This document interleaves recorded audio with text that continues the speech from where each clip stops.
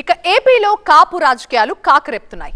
ఒకవైపు కాపుల్ని ప్రశ్నం చేసుకునేందుకు పార్టీలు వ్యూహాలు పన్నుతుంటే మరోవైపు పార్టీలకు అల్టిమేటం జారీ చేస్తున్నాయి కాపు సంఘాలు. గుంటూరులో టీబీకే కాపు రాజకీయ చైతన్య వేదిక ఆధ్వర్యంలో కాపు రాజకీయ భవిష్యత్తుపై నిర్వహించిన చైతన్య సదస్సులో పలు కీలక నిర్ణయాలు తీసుకున్నారు. వచ్చే ఎన్నికల్లో రాజ్యాధికారమే లక్ష్యంగా కాపులు పనిచేయాలని కాపు సంఘం నేతలు పిలుపునిచ్చారు. కాపు జనాభా దామాషా ప్రకారం వచ్చే ఎన్నికల్లో అన్ని పార్టీల్లో టికెట్లు ఇవ్వాలని డిమాండ్ చేశారు కాపు నేతలు. ఏపీలో హీట్ ఎక్కిస్తున్న కుల రాజకీయాలు, కాపు ఓటు బ్యాంకుపై అన్ని పార్టీల నజర్. కానీ బలగారికి తగ్గట్టుగా రాజకీయ ప్రాధాన్యత ఇవ్వాలంటున్న కాపు నేతలు. జనాభా దామాషా ప్రకారం అన్ని పార్టీలు టికెట్లు ఇవ్వాలని డిమాండ్. ఓట్లు మావే, సీట్లు మావే.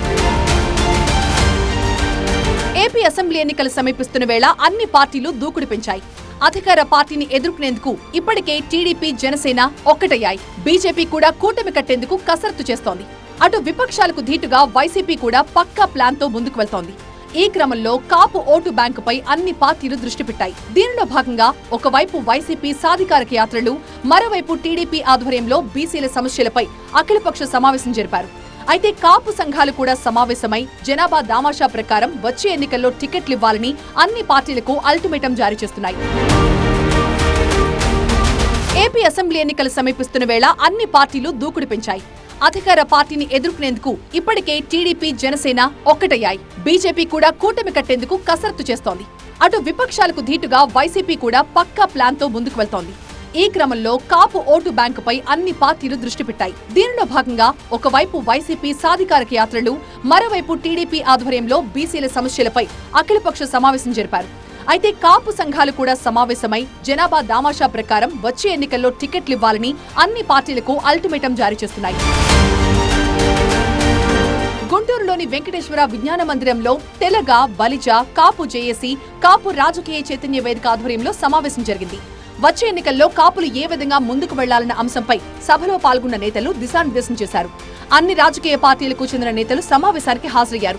రాష్ట్ర వ్యాప్తంగా 25% ఉన్న కాపులకు అన్ని రాజకీయ పార్టీలు తగిన ప్రాధాన్యమివ్వాలని కాపు సంఘం నేతలు డిమాండ్ చేశారు.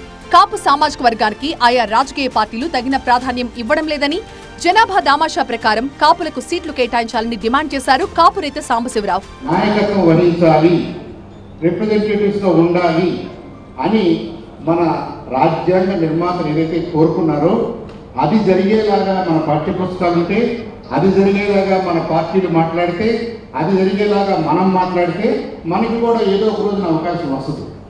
ఆర్థికంగా బలం ఉండి, సంఖ్యాబలం ఉండి, ఎడ్యుకేషన్ ఉండి, నాయకత్వ లక్షణాలు ఉండి, అన్నీ ఉండి కూడా ప్రాతినిధ్యం స్థానంలోకి వెళ్ళలేని కాపులకి చాలా పెద్ద సమస్యగా ఉందన్నది నిర్వివాద అంశం.